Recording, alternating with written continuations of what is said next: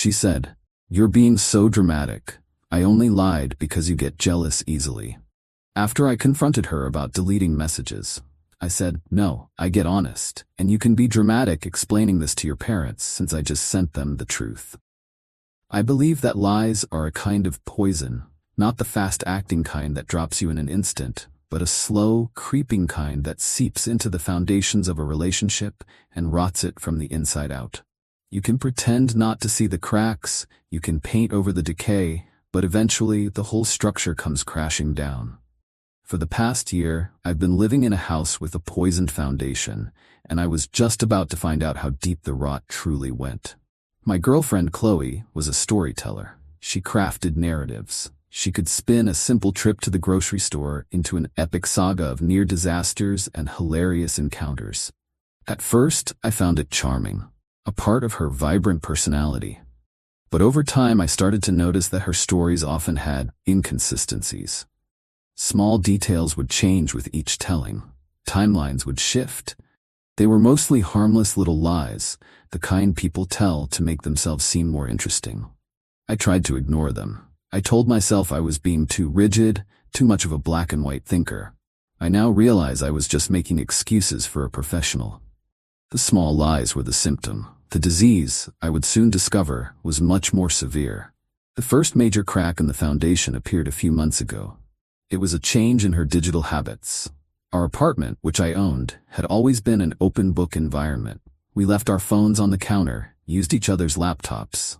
There was no secrecy. Then suddenly, there was. Her phone acquired a new, complex password. It was always screened down. She would angle herself away from me when she was texting. These were data points. I started collecting them. I am not a jealous man. I am a man who believes in evidence. I wasn't going to accuse her of anything without something concrete. The concrete evidence came in a moment of utter carelessness on her part. We have an iPad that we both use, mostly for streaming movies. One evening, a message from Instagram popped up on the screen. The notification was for a user I didn't recognize, but the message preview was from a man named Steve, her ex-boyfriend. She had told me they hadn't spoken in years. The message read, "Last night was amazing. Still thinking about it." I felt a cold stillness spread through me. I didn't say anything. Later that night, I asked if I could use her phone to look up a restaurant address, a normal and common request for us. She handed it over without thinking. I opened her messages. The thread with Steve was nowhere to be found. I opened her Instagram. No messages from him there either. She hadn't just received a message. She had received it and then meticulously deleted the evidence. This wasn't a simple lie anymore. This was a cover-up. This was a conscious, deliberate act of deception. I knew then that I had to see the full picture. Confronting her with one deleted message would just result in more lies, more gaslighting. I needed the entire truth. The next day while she was at work, I put my plan into action. She backed up her phone to our shared desktop computer every Sunday. It was a habit she was very consistent about. I found the most recent backup file. I then purchased a legitimate, well-reviewed data recovery program designed to extract information from phone backups, including deleted messages. It was a tool for people trying to recover lost photos or contacts. I was using it as a tool for forensic truth-seeking. The program ran for 2 hours. When it was done, it had recovered months of deleted conversations. It was a complete, unvarnished history of her lies. The messages with Steve were extensive. It was a full-blown emotional affair, bordering on physical. They talked every day. They reminisced about their past. They talked badly about me. He was her escape, her secret life. And there were others. Deleted conversations with men from her past, flirty exchanges with guys from her gym. It was a sprawling network of deceit. She wasn't just telling small lies. She was living one. I didn't get angry. I got methodical. I spent the rest of the day compiling the evidence. I took screenshots of everything. I organized them into a single, comprehensive PDF document. I created a timeline, cross-referencing her lies to me with the truth from her deleted messages. Told me she was working late, was actually having drinks with Steve. Told me she was at a yoga retreat, was actually at a hotel with an old college friend. The final document was 37 pages long. It was an airtight, undeniable indictment of her character. I saved it to my desktop and titled it The Truth. That evening, I confronted her. I decided to give her one last chance to come clean, one last opportunity to choose honesty. "Chloe," I said, my voice calm, "we need to talk about you deleting messages from your phone." She immediately went on the defensive, just as I knew she would. "What are you talking about?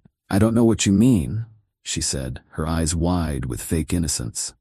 "I saw a message from Steve the other night. The thread is gone now. This isn't the first time. You are actively deleting your conversations. I want to know why?" She laughed.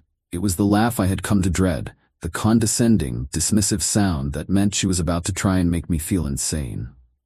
"Oh my God, you're being so dramatic," she said, shaking her head. "I delete old threads to clear up space. And honestly, I only lied about talking to Steve because you get jealous so easily. It was just easier than dealing with your reaction." There it was, the ultimate blame shift, the poison at its purest. My reaction to her lies was the problem, not the lies themselves. My desire for honesty was reframed as a jealous weakness. I just stared at her. "No," I said, my voice as cold and hard as steel. "I don't get jealous, Chloe. I get honest, and you can be dramatic explaining this to your parents, since I just sent them the truth." Her smile vanished. What did you just say?" "I said," I repeated, pulling out my phone and opening my emails sent folder, "that I just sent the truth to your mother and father. The 37-page PDF, complete with screenshots, a timeline, and a detailed summary of every lie you've told me for the past 6 months. Their surprise party is about to begin." I had lied. I hadn't sent it yet. Her reaction was the final piece of the puzzle. Her complete lack of remorse was the final authorization I needed. As she stared at me in horror, I hit forward on the draft I had prepared and sent the email. Then I looked up at her. Her game was over. The house of cards she had built was about to come down. Update 1. The moments after I hit send were some of the most surreal of my life. Chloe stood frozen in the living room, her face a mask of disbelief and dawning horror. The digital whoosh of the sent email was, for all intents and purposes, the sound of a guillotine blade dropping on the life she thought she had. "You're bluffing," she whispered, her voice trembling. "You wouldn't do that. You wouldn't humiliate me like that." "It's not about humiliation, Chloe," I said, my voice still calm. "It's about truth. You've created a false reality where your lies are justified and my feelings are a flaw. I'm just correcting the record with the primary sources. Your parents deserve to know who their daughter really is." Her phone buzzed on the coffee table. Then it buzzed again and again. She stared at it as if it were a venomous snake.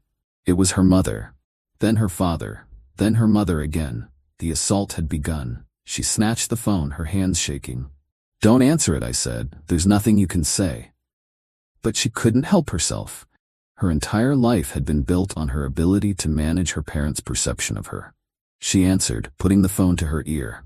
"Mom?" she said, her voice a desperate, cracking whisper. I couldn't hear her mother's side of the conversation, but I didn't need to. I could see it all on Chloe's face. The color drained from her cheeks. Her eyes darted around the room as if looking for an escape route where none existed. "No, Mom, it's not. He's twisting it.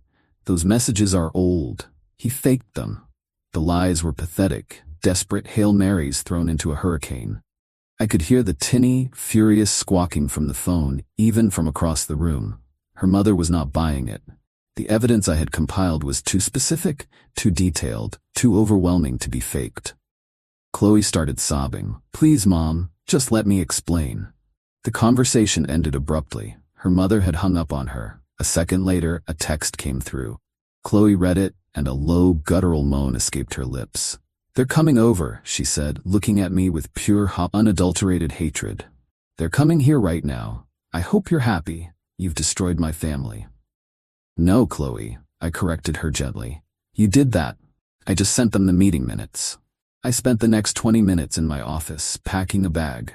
I had no intention of being there for the family meltdown. I had presented the evidence. My part in the tribunal was over. Chloe spent that time pacing the living room like a caged animal, a mess of tears and frantic, deleted texts to her various male friends, likely trying to get them to corroborate her lies. When I heard a car pull into the driveway, I walked out of my office with my bag. Her parents were walking up to the front door, their faces grim and set like stone. I opened the door before they could knock. I looked at Mr. Thompson. "She's all yours," I said quietly. I nodded to them both, walked past them without making eye contact with Chloe, got in my car, and drove away. As I pulled out, I could see them through the living room window, standing over their daughter, their arms crossed. The trial had begun. I checked into a hotel, turned off my phone, and for the first time in a long time, I slept a deep, dreamless sleep. Update 2. I gave the situation 3 days to marinate. I needed to let the initial explosion settle and allow the consequences to take root. I spent those 3 days in a state of quiet decompression. I went for long walks, read a book, and enjoyed the simple, uncomplicated silence. I didn't check social media. I didn't answer calls from unknown numbers. I was a ghost. On the 4th day, I turned my phone back on. It was a mess of missed calls and notifications, mostly from numbers I didn't recognize, her friends, no doubt. I ignored them all. There was, however, an email from a name I did recognize, Chloe's father. The email was short and to the point.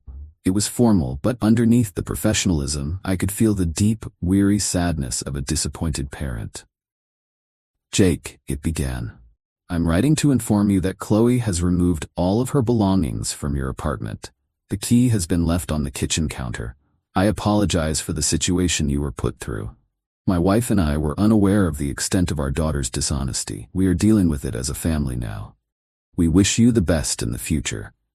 The finality of it was satisfying. He didn't ask for explanations. He didn't defend her. He simply acknowledged the situation and confirmed that she was out of my life. My strategic deployment of the truth had been a complete success. When I returned to my apartment, it was clean and eerily empty. All traces of her were gone. It was like she had been a ghost all along. The key was sitting on the counter, just as her father had said. The full story of what happened that night came to me about a week later. A friend of mine is married to one of Chloe's cousins, who had been called in for the family intervention. The story was brutal. Apparently, when her parents confronted her, she continued to lie, even with the evidence right in front of them. She tried every trick in her playbook: crying, rage, victimhood, blame-shifting. But for the first time, none of it worked. Her parents, armed with my 37-page report of her deceit, were immune to her manipulations. They methodically went through the timeline, asking her to explain each lie, each secret meeting, each deleted message. She had no answers. The argument lasted for hours. By the end of it, she was completely broken. They had told her she was a compulsive liar who had deeply hurt a good man, and that they were ashamed of her behavior. They gave her an ultimatum. She would move home, she would get into therapy to deal with her issues with honesty, and she would cut off all contact with the men she had been lying to and about. If she refused, they would cut her off financially and emotionally. She had no choice but to agree. She had lost, completely and totally. Her attempts to save face with her friends were equally disastrous. The story she tried to tell, that I was a controlling psycho who had fabricated evidence, was unbelievable. A few of her more loyal friends tried to defend her, but most of them, when faced with the sheer scale of her lies, quietly backed away. Her social circle, like her family's trust in her, was shattered.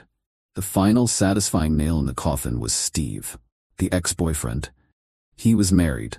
Chloe had told me they were long divorced. Another lie. When his wife was inevitably informed of his ongoing emotional affair, she kicked him out. So Chloe's web of lies didn't just destroy her own relationship, it took down her accomplice as well. Final update. It has been 7 months. My life has been reclaimed. The quiet I was seeking has returned, but it's a different kind of quiet now. It's not the tense silence of a home filled with secrets. It's the peaceful, solid silence of a life built on a foundation of truth. I never heard from Chloe or her family again after that final email from her father. She has effectively vanished from my life, and I couldn't be more grateful. I hear whispers about her now and then. She's still living at home. She's in therapy. Maybe one day she'll learn that honesty isn't a weakness, but the only thing that can build a life worth living. But that's her project now, not mine. My revenge was not about causing her pain. It was about ending the lies. She thrived in the gray areas, in the confusion she created. My goal was to introduce absolute, undeniable clarity. I didn't yell or scream or destroy things. I simply organized the truth into a format that could not be denied and delivered it to the people whose opinion was the source of her power. I took away her ability to control the narrative. She laughed at me for being dramatic and jealous, but her entire life was a drama of her own making. Fueled by the insecurity that she wasn't enough on her own. She needed constant validation, constant attention, constant secrets to feel alive. My reaction wasn't an overreaction. It was a diagnosis, and the cure was a massive, painful dose of reality. I believe that a confident person doesn't need to lie. They stand on their own truth. Chloe's entire identity was built on a scaffolding of deception, and I just kicked it out from under her. She didn't have a comeback when her parents walked in because you cannot argue with a screenshot of your own words. You cannot fight a timeline of your own actions. You cannot gaslight reality. The house is quiet, my mind is quiet, and the foundation is solid. That's a victory worth more than anything.